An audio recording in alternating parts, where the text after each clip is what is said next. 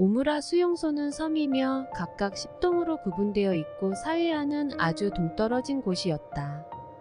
주위에 있는 초소망대에서 스트라이크가 있는 벽 사이에 고압전기 철조망이 설치돼 있어서 사람이 만지기만 해도 금방 감전되어 죽기도 하는 곳이었다.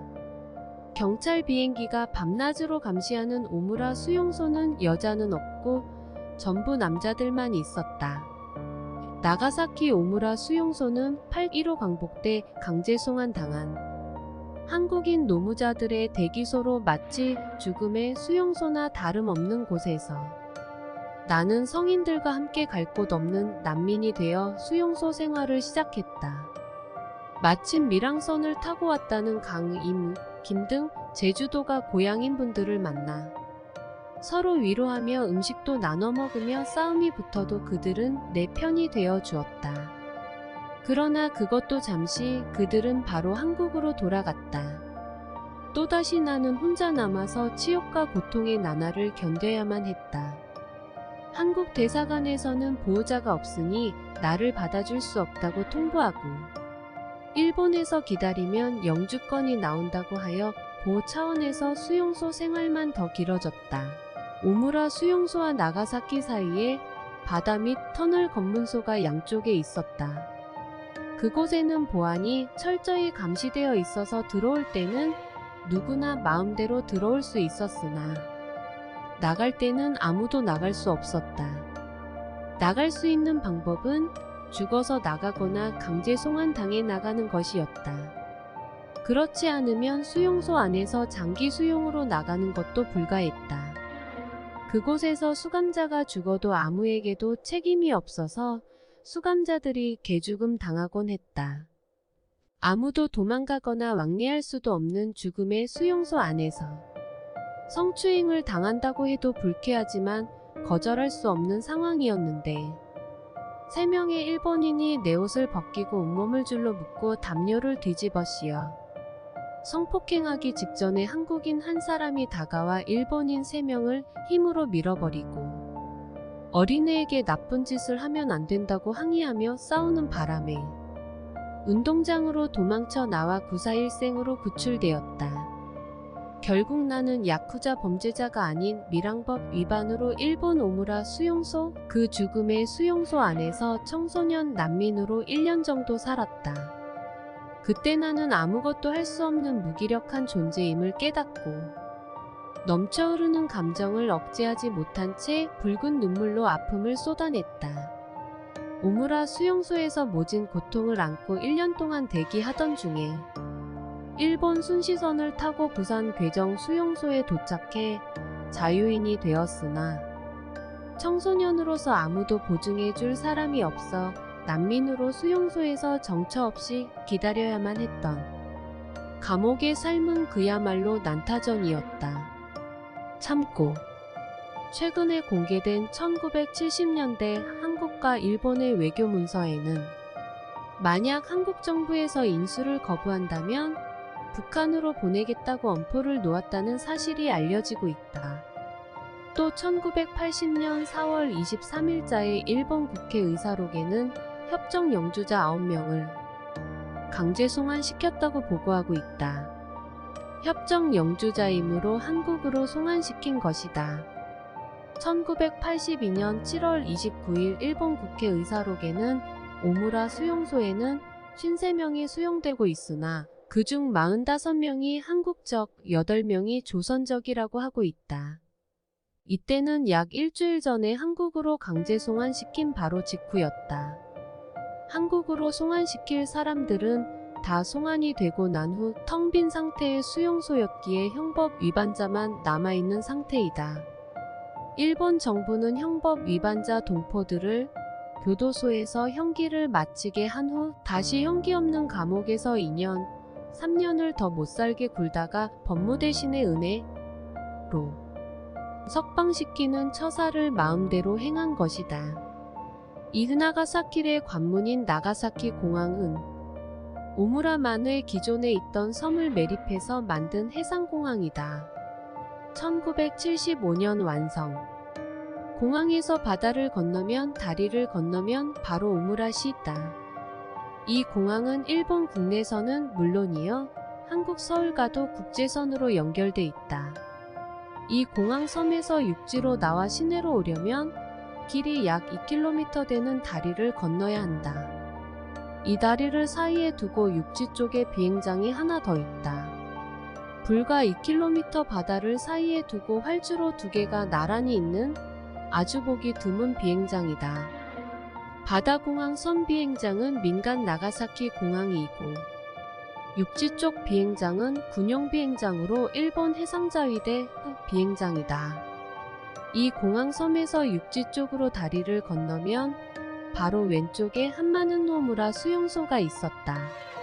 이 수용소는 육지 쪽 군용 오무라 비행장 울타리에 동쪽으로 붙어 있었다. 나가사키 공항을 이용하는 일본 사람들이나 서울로 향하고 서울에서 오는 우리 한국 사람들도 바로 코앞에 있는 한마는 오무라 수용소를 모르고 그저 관광 기분에 들떠서 비행기를 타고 내리고 했을 것이다. 코앞에 있는 한마는 오무라 수용소 속에는 인간 삶의 가장 밑바닥에서 먹느냐 못 먹느냐의 직면에 있는 사람들이, 관광가는 너무도 거리가 먼 사람들이 법이라는 강제의 힘으로 모아져 있었다. 그런 비참한 곳이 이 수용소였다. 지금은 수용소 건물은 없어졌다. 오무라 입국관리센터로 이름도 바뀌고 새 건물이 들어서 있다. 소속은 일본 법무성 입국관리국 소속이다. 당시는 요코하마 수용소와 오무라 수용소의 2개 수용소였으나 1993년부터 동경에는 동일본 입국관리센터, 오사카에는 서일본 입국관리센터, 오무라에는 오무라 입국관리센터 3개 수용소 체제로 하고 있다. 지금은 오사카에서 밀입국으로 걸려도 오무라 수용소에 가지 않고 오사카에 있는 입국관리센터에 수용되었다가 일반 비행기로 한국에 강제 송환된다. 내부는 어떤 형태? 총면적 14,000평 수용소는 주변을 약 5m 높이의 철근 콘크리트 벽으로 쌓았다. 또 벽의 사각에는 도망 감시를 위한 막루가 있어서 밤에는 2,000쪽의 감시등으로 도망을 감시했다. 수용소 안에는 9개 건물이 있는데 일반 수용동 1동 여자용, 2동은 1968년 해체, 3동, 4동, 5동이며 특별히 6동 수용소 안에 감옥, 독거동과 7동 병동이 있었다. 각 동은 2층이었고 1층에 10명 정원의 방이 10개, 2층에 10명 정원의 방이 10개, 즉 20개 방이 있고 각 방에는 화장실, 세면장이 있었다. 한 개 동에 200명씩 수용하여 5개 동 수용 인원은 1,000명이었다. 수용소 안감옥에 해당하는 6동은 수용소 규칙을 위반한 사람들을 격리 감금하는 곳으로 1층과 2층에 독방 50실이 있었다. 7동은 병동으로 1층은 독방, 2층은 일반 잡거실 방과 같은 구조였다. 7동 병동과 바로 붙어있는 진료동에는 약국, 의무실, 진료실, 수술실, 엑스선실, 병리검사실 등이 있었으나 이름뿐만의 진료실이었다고 경험자들은 이구동성으로 말하고 있다. 각 동마다 대략 150평 정도의 마당이 있었다. 아침 7시부터 저녁 5시까지는 각 동에 부속된 마당까지 나오는 것은 허용되지만 다른 동 마당에 가는 것은 허용되지 않았다. 즉 이쪽 동에 있는 사람이 저쪽 동에 있는 사람과 접촉하는 것은 허용되지 않았다. 밤 10시 취침부터 아침 7시 기상까지 각자는 자기 방에 들어가야 되며 간수는 각 방의 문을 걸어 잠가 출입을 못하게 했다. 낮에는 각 방에서 나올 수 있지만 허용되는 범위는 각 동의 마당까지였다. 식사는 식당이 있지 않아 매 식사 때 당번이 자기 방 인원수의 분량을 받아와 방에서 식사하게 했다. 식사는 보리와 쌀이 섞인 잡곡밥이었다. 제주도 출신은 보리밥에 익숙해져 있기에 쌀이 섞인 보리밥을 먹는데 큰 고통이 없었지만 육지부 출신들이나 교포 출신들은 잡곡밥을 먹는데 고통이 많았다고 경험자들이 말하고 있다. 식사가 부족해서 고통을 받았다는 증언이 없는 것을 보면 식사량은 그런대로 충분한 것 같았다. 밥이 남으면 남은 밥을 이용해서 술을 빚어 마셨다고 한다. 당연히 술을 만드는 것은 수용소 규칙에 위반되는 행위였다. 수용소 측은 한국 사람들 입맛에 맞는 식사를 제공하려고 노력했다. 하지만 경험자들은 그것도 식사였냐고 반문하고 있다. 담배는 지정된 장소에서는 허용되었다. 지정된 장소에는 라이터가 있어서 그곳에서 담배를 피울 수 있었다. 목욕은 일주일에 2번은 허용되었다고 한다. 편지 왕래는 보안상 지장이 없는 한 할 수 있다고 규정하고 있었으나 보안상 이유 때문에 수용소장을 경유해야만 했다. 수용소장 경유란 내용을 검열한다는 것이었다. 피수용자에게 오는 편지가 수용소 보안상에 문제가 있다고 판단되는 편지는 내용 일부를 삭제할 수 있고 편지 자체가 본인에게 배달이 안 될 수도 있었다. 배달이 안 된 편지는 퇴소할 때 본인에게 지급될 수도 있거나 본인에게 지급을 안 할 수도 있다는 것이었다.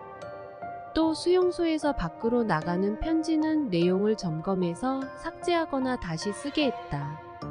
만약 이 규정에 따르지 않을 경우 편지를 외부로 발송하지 못하게 했다. 면회는 사촌 이내의 친척이나 변호사에게만 허용되었다.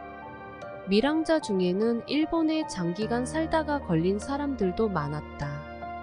이런 사람들 중에는 자식도 있는 경우도 있었다. 가족의 경우라도 부인은 여자 수용동인 1동에, 남편은 남자 동에, 어린아이들은 엄마와 같은 동에 수용되었다. 가족으로서 한 울타리 안에 있었지만 서로 만날 수가 없게 했다. 그래서 겨우 면회를 통해서 만날 수 있게 했다.